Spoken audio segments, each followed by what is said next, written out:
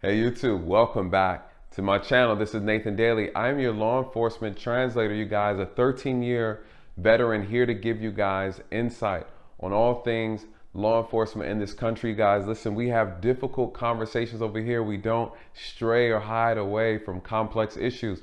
This is a group of critical thinkers, you guys. We break things down. We have these difficult conversations. We're not afraid of it.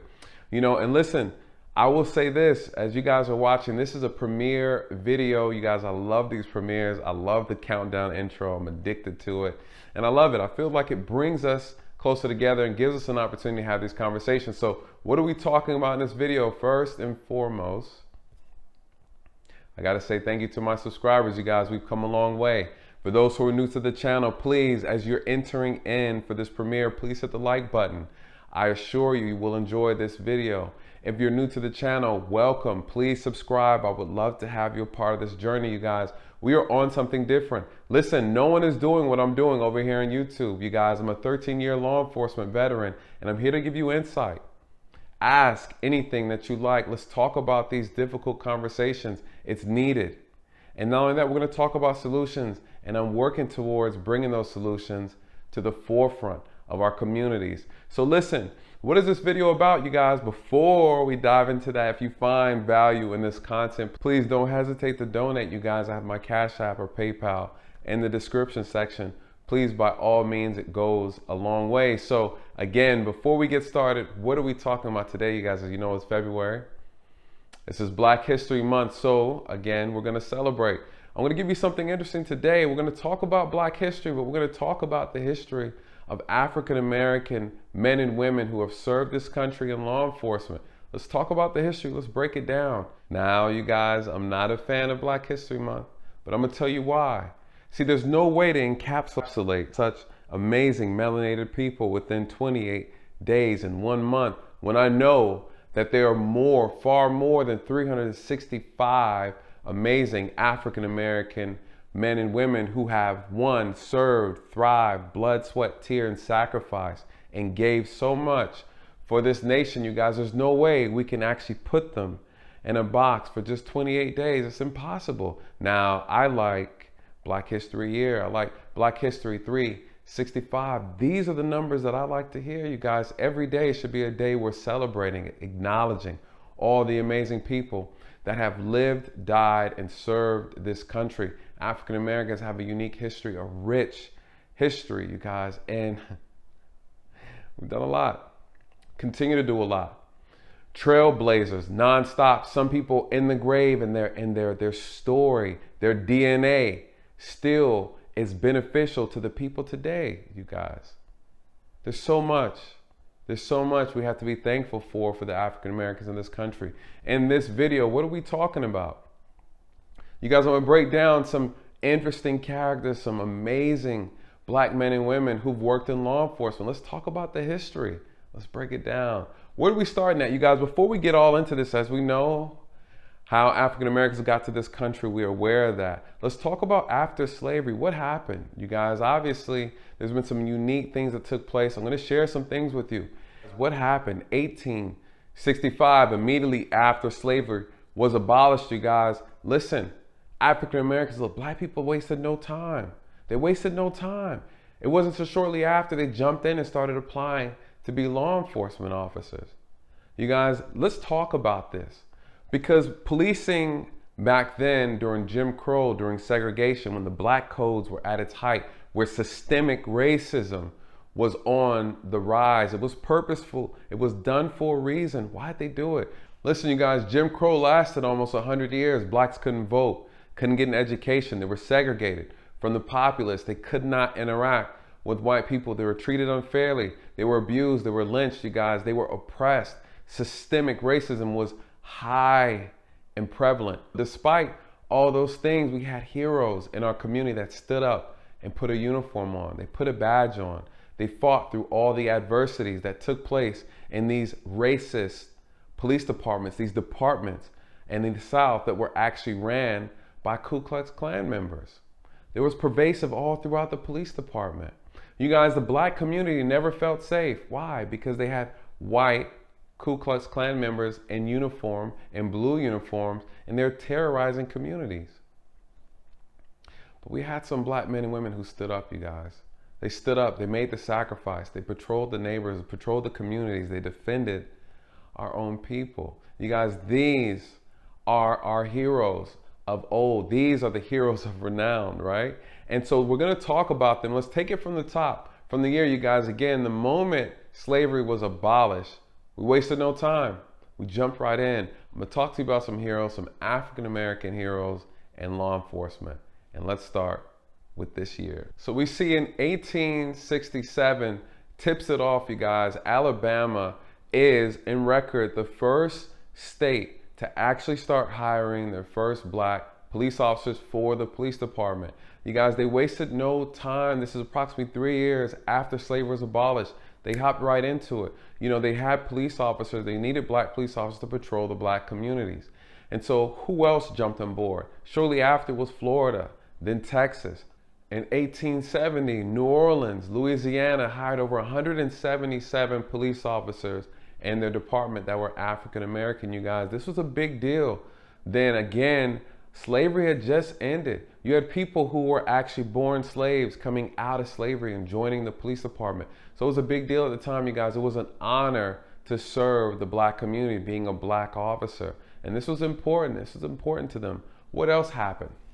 April 12th, 1870, Officer William Johnson with the Jacksonville, Florida Police Department was killed in the line of duty, guys. He was the first African American whose life was taken in the line of duty, you guys. And listen, even though his sacrifice was so great, he's remembered not just for being the first that lost his life, but also one of the many African American officers that took up the mantle, that put on the uniform and went out every day to serve not only his community, but also his country, you guys. There was so much going on. His death and the news of his death made headlines across the nation as the first African American man on record to lose his life in a tragic line of duty. So again, we honor him and thank him for his sacrifice, as much as we know many others after him have also gave the ultimate sacrifice from doing this job and lost their lives in service of others. So moving forward, you guys, we're going to talk about some honorable mentions, some people that you probably never heard of, but stories and tales of adventures and great gun battles were told about them, you guys. Listen, the origins of these individuals, they're not just a myth, they're legends, they're true, and they're African American. So guess who I'm going to start off with? You guys probably wouldn't even guess this, but this gentleman is actually based on a true story. Based on a recent movie called Klansman. If you guys are not familiar with it, Denzel Washington's son actually played the lead actor in the movie. Now the movie was boring, I'm not gonna lie, it was whack, I'm not gonna lie.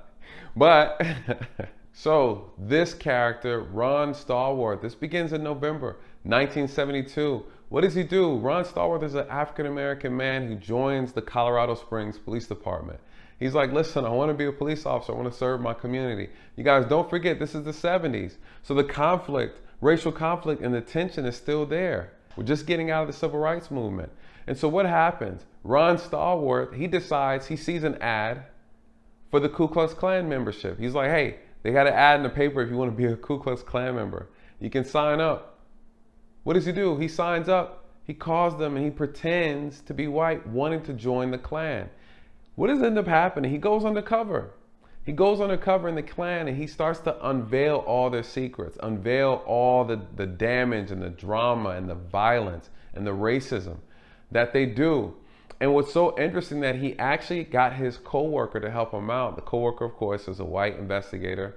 He had his white friend go and show up to the rallies to get the intel, but he was the actual one talking on the phone to the Klan's members. And so it ended up becoming a really big investigation. They were able to solve a lot of crimes and unveil a lot of inner secrecies to the KKK members, and it led to some arrests, a lot of arrests. So again, this was a real story. So if you haven't seen it, check out Klansman. I didn't like it. It was kind of boring, but I'm sure there's a lot of, I honestly didn't even finish it.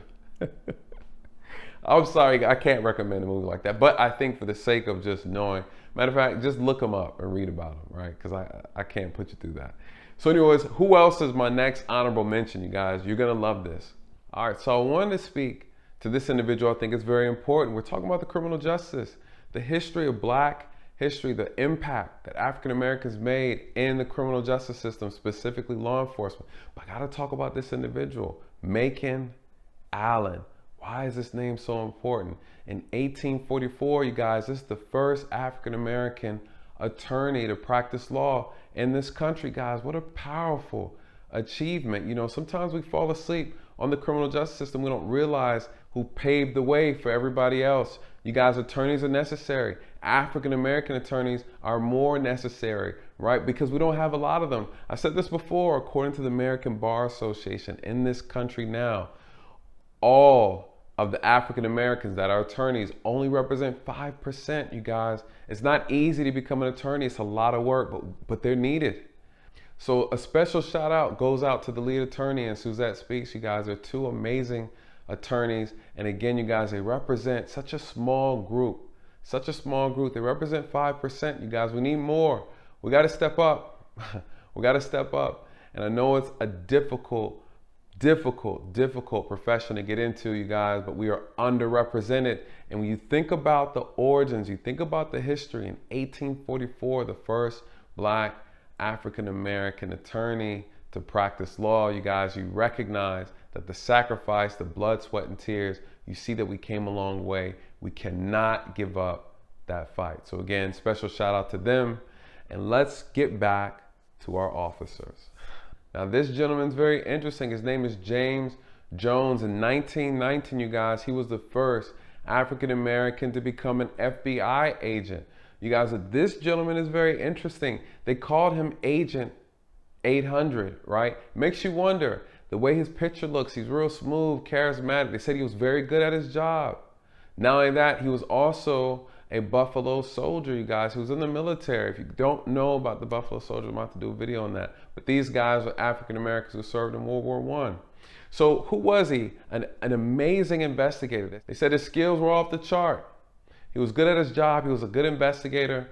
He got hired for the FBI. He did undercover work.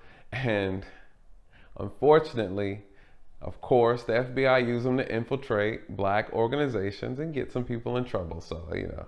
So he's probably not going to be your favorite, but nonetheless, we have to talk about him, you guys. He was the first African-American FBI agent.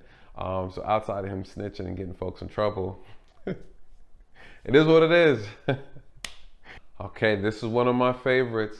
Georgia Ann Robinson, 1916, you guys. She was the first African-American female to be employed and work in the Los Angeles Police Department. Now listen, this lady is no joke, you guys. She was the real deal. She was good at her job. They said she had an amazing spirit, a loving heart. She served. She did a lot of community work. She was very connected, but she was nothing to play with. Very gangster. She didn't play that. She didn't take no crap from nobody. You know, I read her bio. I was very impressed, but I couldn't think of anything less, you guys. You know, African Americans back then, they were no joke. You had to be great at everything you did. There was no room for error, you guys. Not only were the African Americans then were on a mission, they were focused. They understood how important, how vital their role was to their community, guys. There was no shortcuts. They worked hard. They were harassed. They were unappreciated by their counterparts. But the black community loved them, you guys. There was a situation that occurred where she was working with an inmate, and the inmate assaulted her, ended up blinding her. You guys, she was blind, but that never stopped her. You know, Miss Robinson, she just was hard working. She was about that life. What did she do? She continued to volunteer her services with the NAACP. So what's interesting is one day a journalist is interviewing her. She's blind, and they're asking her these questions about her history, her life, and what she experienced as a female, the first black female officer in Los Angeles, and what her experiences were. And they're like, hold on, Miss Robinson, we got to ask you this. Do you have any regrets, right? Because you got blinded and this is your new life now. Any regrets? You know what Miss Robinson said? And I quote, I don't need my eyes any longer. I have seen all there was to see. That's cold, but powerful statement. Okay, last but not least, I had to save the best honorable mention for last, you guys. This gentleman is a man of renown. His name is Bass Reeves, you guys. What is so interesting about this gentleman? I'm gonna tell you what's interesting about this man. Has a story like no other.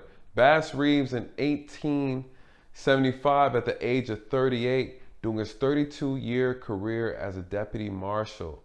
Now, this Bass Reeves guy is responsible for arresting over 3,000 felons. You guys, he's been in over 14 shootouts. They said this guy was a marksman shooter. He's 6'2". Obviously, he's over 100-something pounds. He was the marshals of marshals. But interesting about this guy, he was born in slavery. When he was freed, he lived with the indigenous people. He stayed with the Native Americans. They taught him how to track, how to hunt, how to find, how to look for people, you guys. His skill was beyond all of the other U.S. Marshals. He was so talented. They said he was an expert marksman.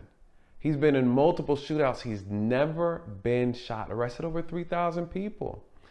He was ordained, he was given the right to actually apprehend white felons and black felons, you guys. He was the man. He was the man.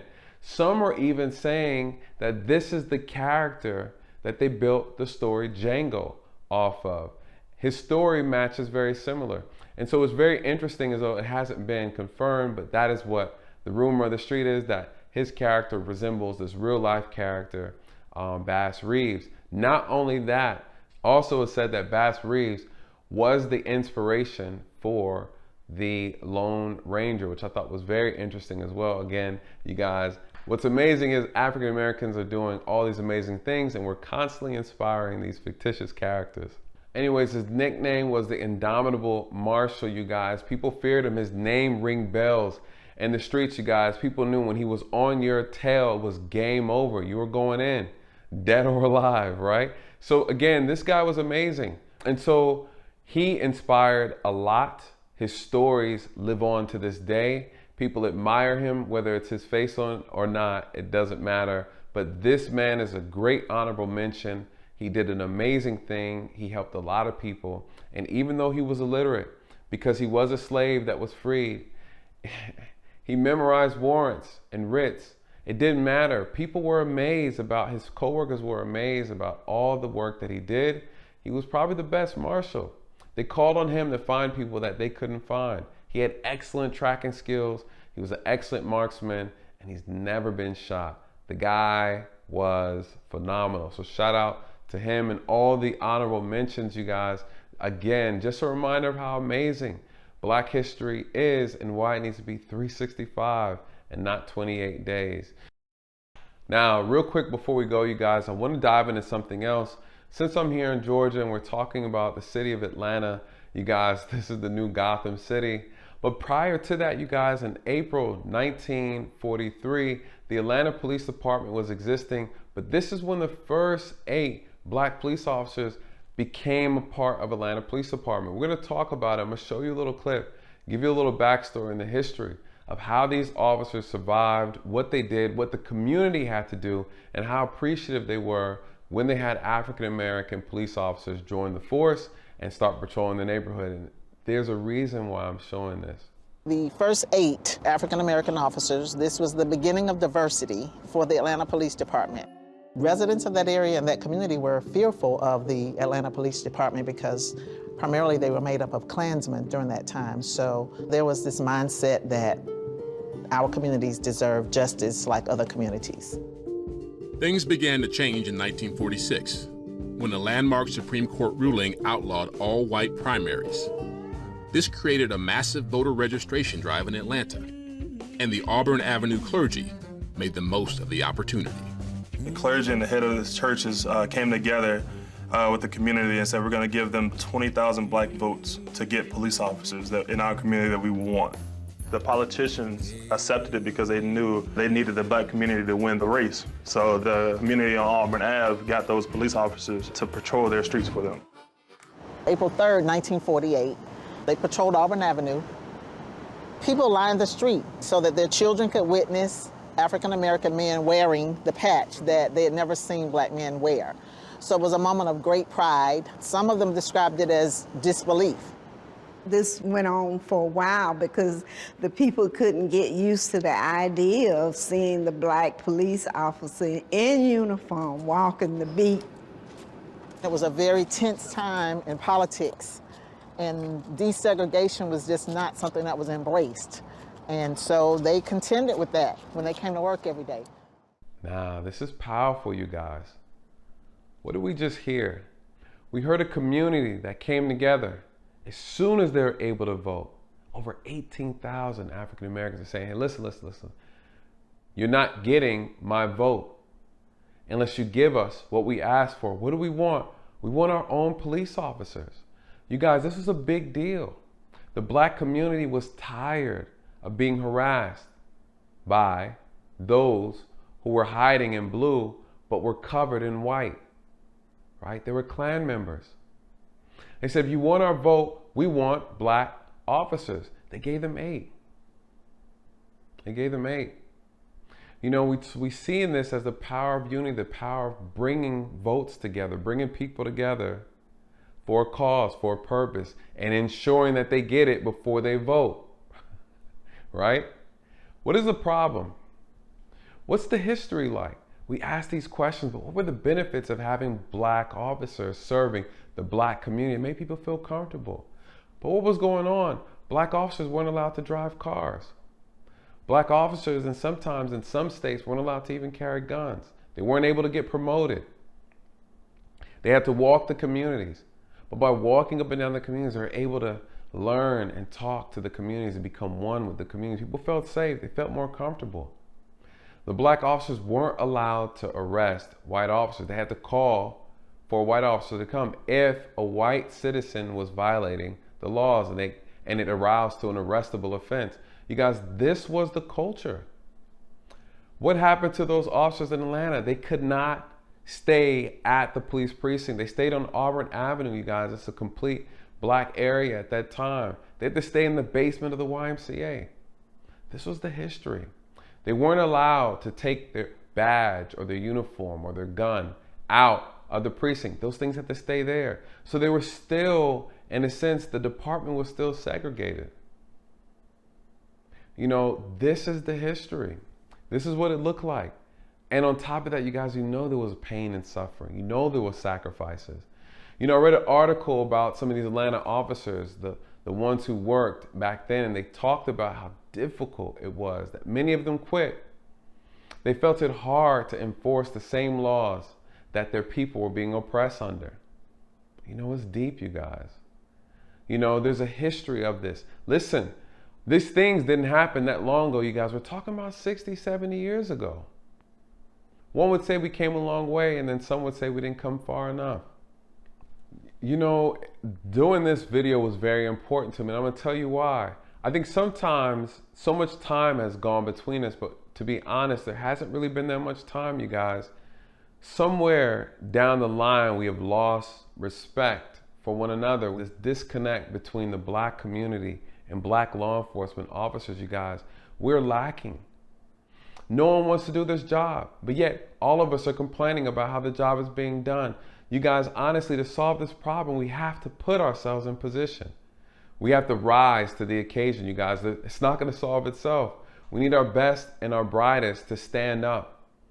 You know, you guys, one of the biggest reasons why I decided to do this video, even to start this channel, is because I had something I wanted to give you guys. I served our community for 13 years, and I've been through so much ups and downs, saved plenty of lives, supported many of people. I've also put many people in jail. You guys, I spoke life into people. I've prayed for people, those in and out of handcuffs, you guys. I never discriminated. I've seen a lot. I feel like God put me in this position to do something more. And this is what I'm trying to do. You know, what's interesting is I look at the timeline of events. I look at how officers started. During Jim Crow, during Black codes, you guys, they were so grateful. There was an honor. There was a pride. They wanted to serve their people because they understood all the conflict. They understood the racism. The systemic racism at that time was destroying their community. And they said, listen, we have to stand up. We have to stand up. They knew that white people did not like that there were officers who were black with that badge, who had that power. They didn't like it, you guys. But there are African American men and women who stood up and they faced all kinds of adversities, you guys. Where did that pride go? Right now, currently, you guys, it's 2022. Police departments struggle to hire officers. We insult black police officers every single day. We call them names. We call them sellouts. We call them Uncle Toms, even though Uncle Tom was a hero, right? People have called me Uncle Tom. They've called me a slave catcher. They said I've worked for the white man, you guys. I mean, I've heard it all. I've been insulted in the process of saving lives. Where has the pride gone? Where do we get the people, the men and women, to do this job with distinction, with integrity, who look like us, you guys? This is what we're asking for.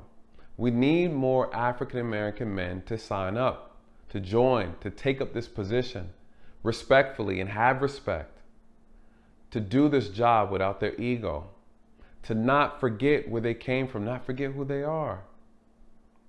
Our community is asking for it. We need it. Even though we say we don't. We can't complain about the police that are serving, that don't look like us, but then we don't want to volunteer to do the work ourselves. You guys, this is the problem.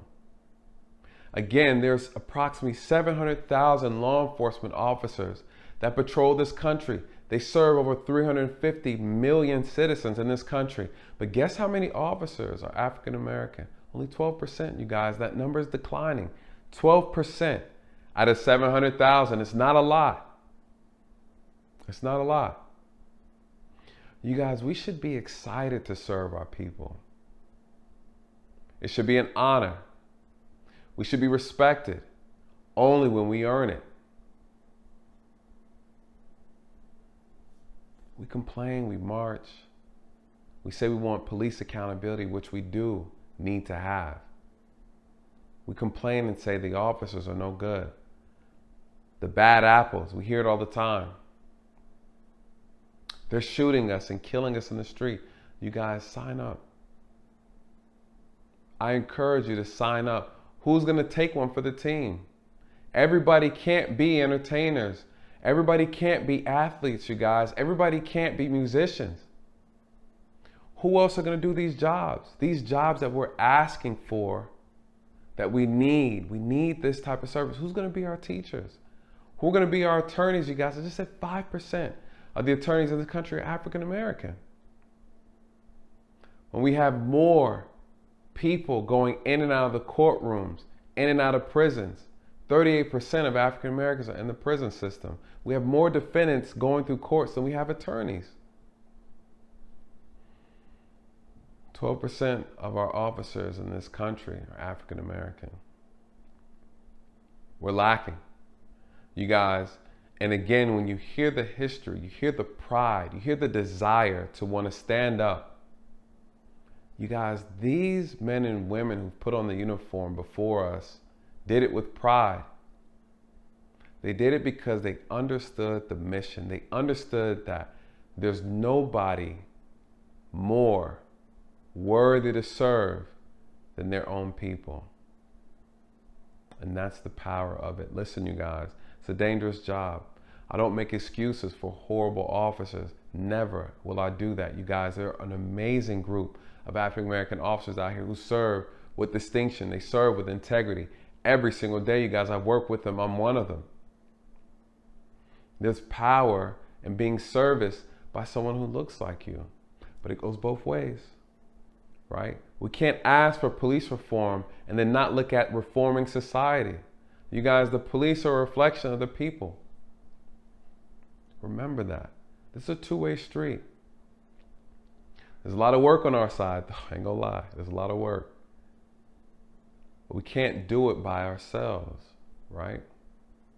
You know, at the end of the day, I think we have to remember that though we acknowledge this is a difficult job, you guys, there's a person behind this uniform. Every officer is not created equal. We're all different. We have to acknowledge that. We have to learn how to humanize this badge, humanize this process, you guys. We make mistakes. We make mistakes, but it's no excuse either. So we got to find a happy medium. Listen, this job is crazy, you guys. This job is dangerous. It takes a brave person to put this uniform on, but it takes courage to do the job. This is not a joke. Because when you have bravery, it's like you're able to do something dangerous. When there's no fear, there's an absence of fear. You do something great despite the pain, despite the sacrifice, despite what's going to happen, despite the danger. There's no fear, you're doing it. That's cool. You guys, putting on this uniform is an act of bravery. But when we have courage to do the job, what do I mean by that? It takes courage to do this job. You guys see, courage is different. Courage is different. Because with courage, fear is present. Fear is present in front of an obstacle, in front of the danger, in front of the impossibilities, you guys, and then you push past that. That's courage. It takes a brave person to put this uniform on, but it takes courage to do the job, you guys. We need more courageous African American men and women to do this job. All right, you guys, that's it for this premiere. Thank you so much for sticking with me. You guys, if you enjoyed this content, please like, I always forget to ask, please like the video, and also please share this video. It means a lot. And I would love to hear your feedback and your thoughts in the comment section. You guys never hold back, and I appreciate that. I will get back to all the comments. If you have any questions, would love to hear it as well. You guys, thank you so much, and I hope that you learned something and you were informed and some interesting things. Such amazing African American men and women in law enforcement. And again, you guys, we continue to make trailblazing accomplishments in this profession. Again, I just want to say thank you, and thank you for those past, thank you for those present who are working, putting on the uniform, making that sacrifice, and serving their communities with distinction. We honor you, we thank you, and we thank all law enforcement, you guys. But it's Black History Month, so we're talking about the brothers and sisters. So anyways, you guys, like, comment, share, and subscribe. And with that, let these truths find you where the lies have left you. God bless.